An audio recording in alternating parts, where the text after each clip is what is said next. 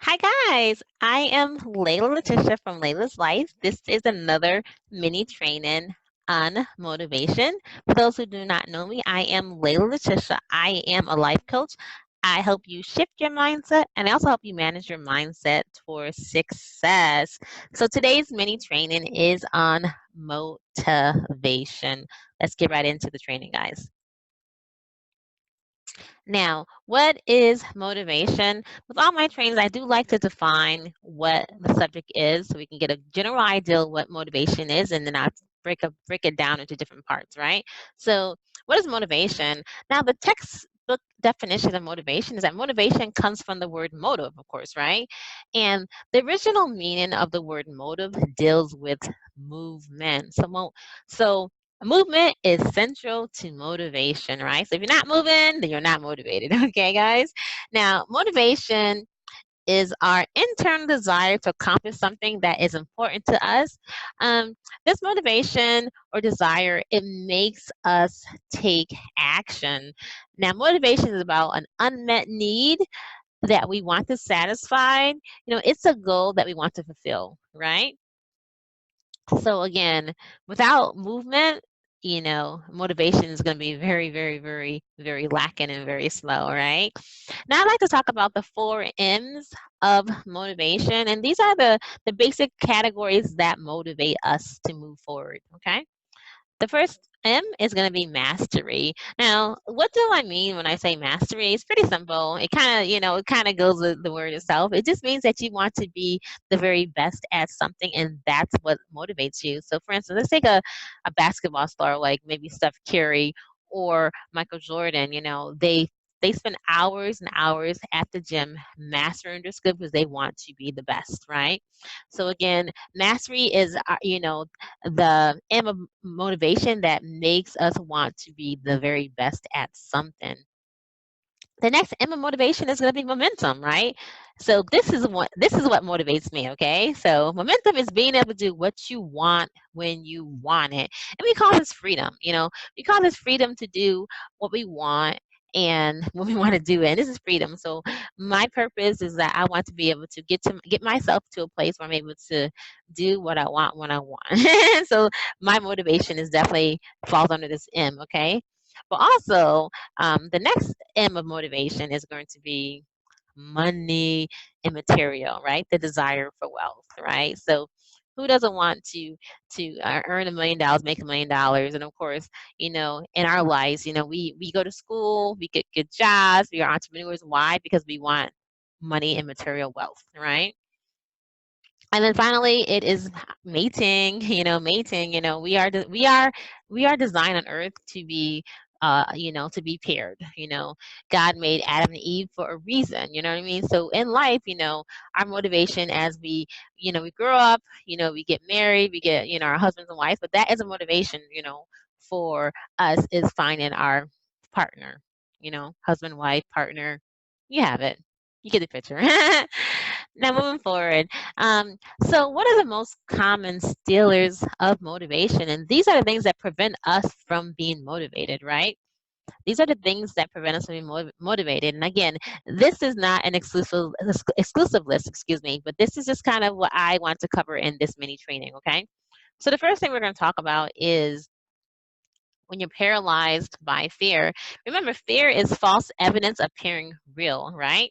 So when we are afraid, the fear can slow you down and make you hesitant and careful, which is not bad in nature. But when your fear is based on your imagination rather than an accurate assessment or facts, your fear becomes really, really, really big. And even if you're excited to move forward, that part of you that wants to keep you safe will prevent you from moving forward, which can diminish your motivation. Again, fear, again, false evidence appearing real. But if you let your fear consume you, it will diminish your motivation. Okay. The next thing we're going to talk about sometimes setting the wrong goals. Okay. Um, so when it comes to motivation, we have two different sides of us. We have like what we call an essential self and we have a social self. And so when it comes to goal setting, we kind of use these tools to determine what we do, okay? Now, your essential self is a part of you that's spontaneous, creative, and playful. It's a part that knows what's important to you, right? And then your social self is a part that has, that we have been developing since we're born, and that's a part where we're learning the rules, we're learning how to work hard, and we're learning how to follow those rules, right?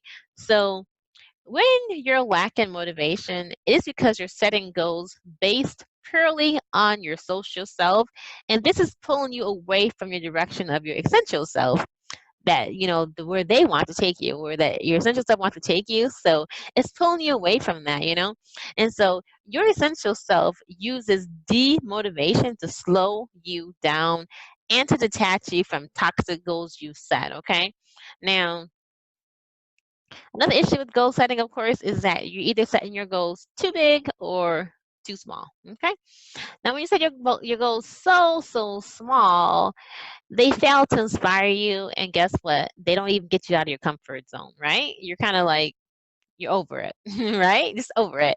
And when you set your goals too high, you don't know how to how to tackle them, and guess what? You lose what? Motivation, you lose confidence. It's just really, really bad. So setting your goals too big or too small, they can be very, very, very dangerous if they're not revisited, okay? The next thing we're going to talk about is lack of clarity. Lack of clarity. Now, as you've heard this before, we hear it before, especially entrepreneurs. They hear, when you're starting your business, it's important to have a business plan. Why? Because it gives you clarity on where you want to go with your business plan, right? So clarity is of the utmost important when it comes to motivation, right? So when you haven't clearly articulated what you want, your picture of the future will be very, very vague. And we tend to stick and like what's familiar to us, right? So what happens is that we resist what's unfamiliar and vague, and we stay with and recreate what's familiar to us, okay? Now, when you're not clear about what you want to create, then it's easy to lack motivation because you become comfortable with your current reality. And what I'm trying to say is that if you do not have a clear vision to where you want to go, you will be stuck in your current reality because guess what? You have no vision, no clear vision, and you don't know what you want to do, so you do nothing. You stay where you are, okay? You stay exactly where you are. And I always use example. Um, when I used to work at Bank of America years and years ago, I had a coworker and we spoke and we talked, and she was literally a clerk for about 15 years, and I said, you know, have you ever wanted to, move up, be a manager, do something different? And she was very clear with her goals. She only wanted to be a clerk. She wanted nothing more. So her vision was clear that she didn't want to have responsibility of people. She didn't want to manage people. So she was content with being just a clerk. And so her vision was very, very clear to her. She knew what she wanted. Her plan was very clear to her. Okay. But when you lack clarity, guess what? It is a big, big stealer of motivation. Okay. The next thing we'll talk about, which is a big one, is when you don't believe in yourself, right?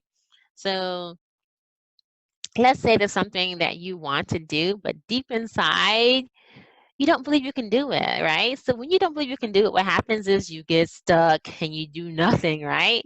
So, this has a really, really, really negative effect. It wreaks havoc on your motivation, your mindset, because your negative self-talk is telling you, why are you even trying this? Like, what are you doing, right? So again, when you lack the confidence in yourself, you really, really cannot. You cannot move forward, and it is just a great, great stealer of motivation. Now, a lot of things, a lot of this here, not believing yourself. A lot of cultures like myself, we have that imposter syndrome where we feel like, because our lives are not perfect, because no one's life is perfect. Like, how can we be coaches when we don't know all the answers, But again, it's not about that. It's about believing in yourself, right? But when you do not believe in yourself, guess what? It causes all types of problems for you. Moving forward, we have exhaustion. Exhaustion. Now, let's keep it real. Let's keep it real. Now, there is so much going on in our lives. Oh my goodness. You know, we're busy, busy, busy, busy, busy, busy, busy, busy, busy, busy, busy. There's so many things that we have to do. So many things to take care of. Deadlines need to be met. We're managing going to work, managing coming home, feeding kids, doing homework. You know, we're actually going to school ourselves to you know, to upskill ourselves and to learn more things. But you name it, all this stuff is a lot. So what happens is with exhaustion, most times you end up stressed out at best or burnt out at worst. Now, the exhaustion completely has you lose your willingness to do something, even if you want to do it. Your exhaustion, you cannot do it. Now, with exhaustion, with everything else that's taken up your physical and mental energy, there's simply nothing left to spark the fire of motivation. There's just nothing left, you know. And, you know, I have had many bouts of exhaustion. And when I am exhausted, my body just, as I say, my body just shuts down. And what happens with that is that, you know, when my body shuts down, I can be out of pocket for a couple of days just trying to recover. You know what I mean? So if you were to manage yourself a little better, you wouldn't lose as much time because when you're exhausted, you lose a lot of time and your motivation, obviously, you're losing your motivation because you are exhausted and you cannot do anything. Okay. And finally, we're going to talk about the unhealthy lifestyle, the very unhealthy lifestyle. Now, you know, when we live unhealthy lifestyles, whether we're you know, pumping our bodies with alcohol, drugs, whatever it is, you feel pretty sluggish and you're pretty tired all the time, right? You may suffer from chronic physical pain. You might have digestive issues, back pains, and even headaches.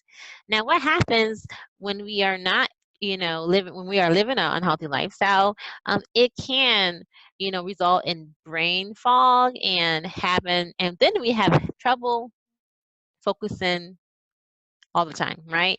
So if you have a headache, you can't focus because you're focused on your headache. If you have digestive problems, you can't focus because you're dealing with that. You know what I mean? So again, an unhealthy lifestyle, it does cause brain fog, which causes us to have trouble focusing. You know what I mean? We can't focus. We just cannot focus at all.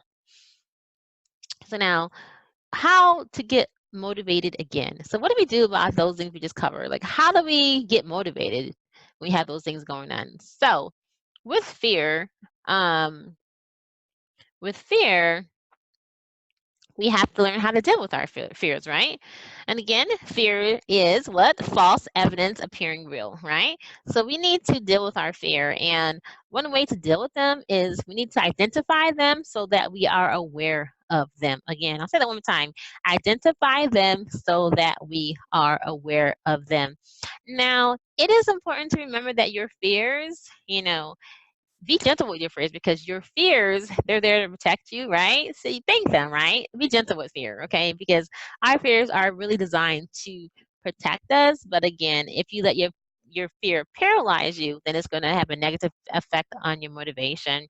Now, when you're trying to deal with your fears, it's important that you ask yourself, like, why am I so afraid of this to happen? Or what are the real chances that this could really, really happen, right? So when you start to confront your fears, guess what happens? They begin to slip away. Okay. Now, how do we how do we deal with our goals, right? So what we need to do with our goals is that we need to take some time to review our goals, right? And it's important that when we're setting up these goals that we pay attention to how our body responds to the goal, right? Pay attention. Our body gives us a great indication, right? So if your body shows signs of tightness or constriction, it's a pretty good indication that the goal you're trying to follow is toxic and you shouldn't do it, okay? Now, another part of goal setting is that you want to make sure your goals are realistic. You want to break them into attainable parts and that can be conquered. So again, realistic goals, break them down into attainable parts that can be conquered, okay? Now, make sure your goals challenge you because we need to be inspired, right? But most importantly, make sure your goals are realistic. So it's kind of like me if I would say, hey, I want to be a doctor, but I don't want to go to medical school. My goal is unrealistic, right? Because how can I be a doctor without going to medical school? So just make sure um, your goals are realistic, okay? Next, articulate your clear vision, right? Get some clarity, right? Clarity is key when it comes to your motivation because when you're clear about something, you are motivated and you have a way of getting there, right? When you don't know, you don't know. So if you want to create something different from what you're experiencing now, it's just not enough to say I want something different. I want change, I want change. I want change, And I hear all the time with some of my coaching clients, they'll tell me that I want to do something different. I want to do something different. So I ask them, what is it that you want to be different? And they don't have an answer for me, right? So you need to know what you want, and you need to articulate a clear and specific vision of what you want to create so that you can become familiar with what a new outcome will look like and feel comfortable with moving towards that new outcome. So taking the time to articulate what you want is going to help improve your motivation, okay? Now, believing in yourself, right? So this is not, too hard to think about it, but it is hard, especially when you lack that belief in yourself. But remember your past achievements, right? Remember your past achievements. Remember how you managed to achieve that challenging goal before. And remember, if you did it before, guess what? You can do it again, right? Because if you did it before, you can do it again. And I always say, one of my biggest things to tackle for myself was when I was going to college and working full time, and at that time trying to be a mother. I would say that was the most challenging thing that I have done in a while. Growing up, being a single mother, going to college, taking 5, 6 courses each semester, and working full-time hours, and somehow figuring out how to spend time with my son at that time. And I remember getting up in the morning to go to school at 8 o'clock, dropping my son off to the daycare, going to school, getting off at 3 o'clock, and going to my job, getting off at 11 o'clock. Again, my son, when he finally saw me, he was like, oh, happy to see his mother. So he wants to play and talk to me at 11, 12 o'clock at night. I am, as a mother, I am playing with my son, giving him attention.